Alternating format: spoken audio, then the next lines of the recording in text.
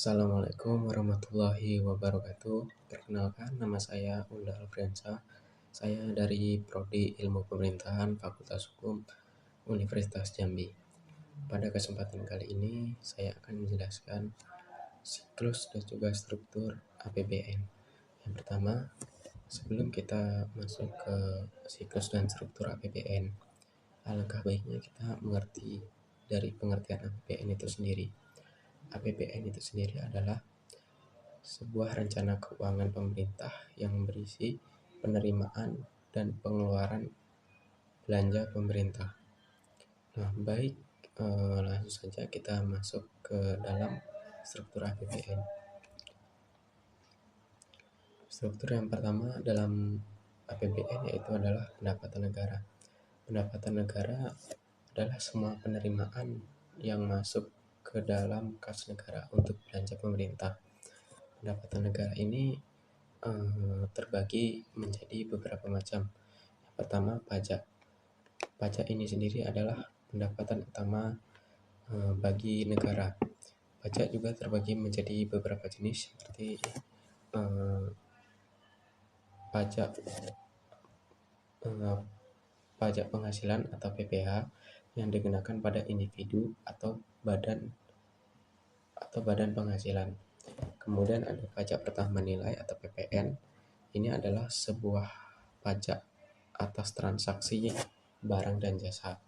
Kemudian ada pajak bumi dan bangunan atau PBB.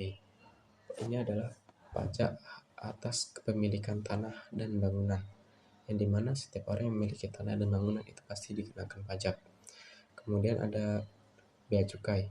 Bea cukai ini sendiri adalah pajak atas barang impor dan produk seperti tembakau dan masih banyak lagi. Kemudian jenis pajak yang kedua yaitu ada pajak penerimaan kemudian pendapatan negara yang kedua jenisnya adalah penerimaan negara bukan pajak atau PNBP. PNBP ini sendiri ada berbagai jenis. Yang pertama ada sumber daya alam. Sumber daya alam ini seperti penerimaan dari sektor migas, tambang, kehutanan, dan juga perikanan. Kemudian ada dividen BUMN. Nah, dividen BUMN ini adalah keuntungan yang disetorkan oleh badan usaha milik negara atau BUMN. Kemudian ada layanan pemerintah. Layanan pemerintah ini sendiri adalah sebuah distribusi atas pelayanan kesehatan dan pendidikan. Kemudian jenis pendapatan negara yang selanjutnya ada hibah.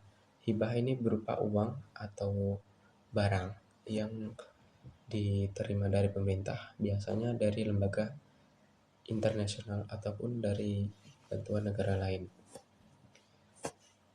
Kemudian kemudian struktur APBN yang kedua ada belanja negara. Belanja negara ini sendiri terbagi menjadi beberapa jenis. Yang pertama, belanja pemerintah pusat.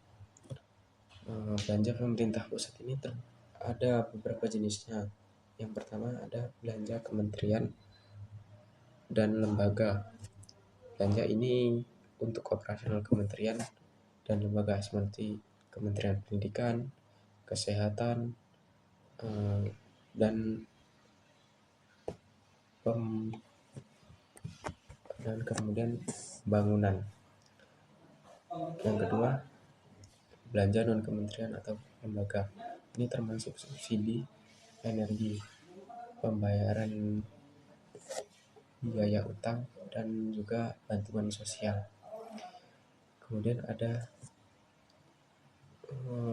Kemudian jenis yang kedua ada transfer ke daerah dan desa atau TKDD. TKDD ini ada beberapa macam jenisnya. Pertama ada DAU atau dana alokasi umum. Dana alokasi umum ini sendiri adalah dana yang diberikan untuk memenuhi kebutuhan umum daerahnya itu sendiri. Kemudian ada DAK atau dana alokasi khusus. Dana alokasi khusus ini dipergunakan untuk program khusus seperti pembangunan sekolah dan rumah sakit. Kemudian yang selanjutnya ada dana bagi hasil atau DBH. Dana ini sendiri adalah dana dari pendapatan sumber pajak dan sumber daya alam dibagi ke daerah. Kemudian ada dana desa. Dana desa ini dipergunakan untuk membangun infrastruktur desa dan juga pemberdayaan masyarakat desa. Seperti itu.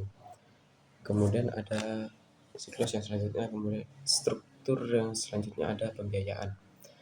Pembiayaan ini sendiri adalah pembiayaan ini sendiri terbagi menjadi beberapa macam. Yang pertama ada pembiayaan dalam negeri. Pembiayaan dalam negeri ini ada beberapa jenisnya. Yang pertama, penerbitan surat negara atau SPN. Ini adalah obligasi pemerintah yang dijual kepada masyarakat atau institusi. Kemudian ada pinjaman atau bank lembaga dalam negeri, dan juga ada pinjaman luar negeri, serta pinjaman dari lembaga nasional seperti Bank Dunia atau IMF, dan juga pinjaman bilateral atau dari pinjaman negara lain. Selanjutnya masuk ke dalam siklus APBN. Siklus APBN ini sendiri adalah rangkaian proses perencanaan, pelaksanaan, hingga pengawasan anggaran yang berlangsung setiap tahun anggarannya. Perencanaan siklusnya ada beberapa. Yang pertama, perencanaan dan penyusunan.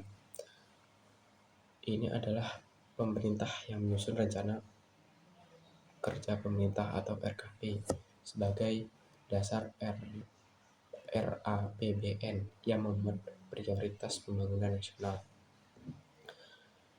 Presiden juga dapat menyampaikan nota keuangan dan juga rancangan APBN kepada DPR yang berisi perkiraan pendapatan, belanja, dan juga pembiayaan. Kemudian ada pembahasan dan penetapan. DPRD bersama pemerintah ini dapat membahas RAPBN. Yang memproses ini melibatkan evaluasi, proyeksi pendapatan, alokasi belanja, serta pembiayaan defisit. Jika disetujui oleh DPRD, RAPBN dapat disahkan menjadi UU APBN. Seperti itu. Kemudian masuk ke siklus selanjutnya.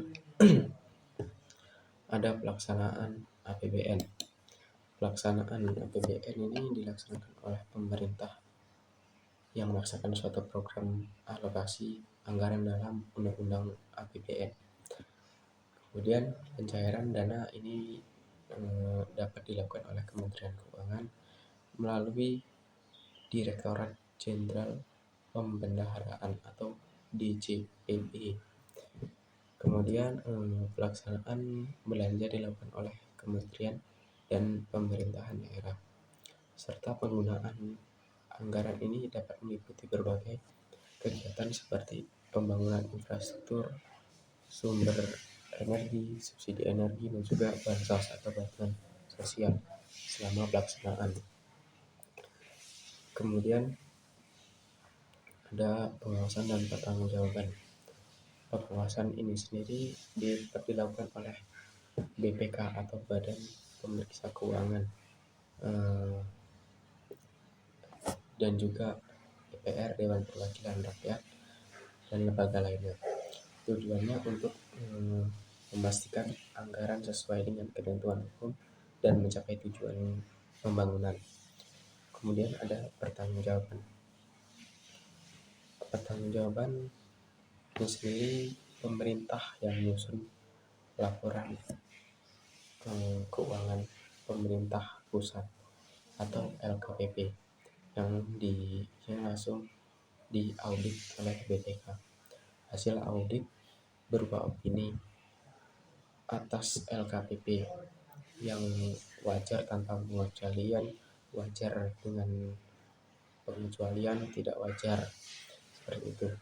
Dan pemerintah juga menyampaikan laporan pertanggungjawaban kepada DPR dan masyarakat sebagai bentuk akuntabilitas dan juga transparansi.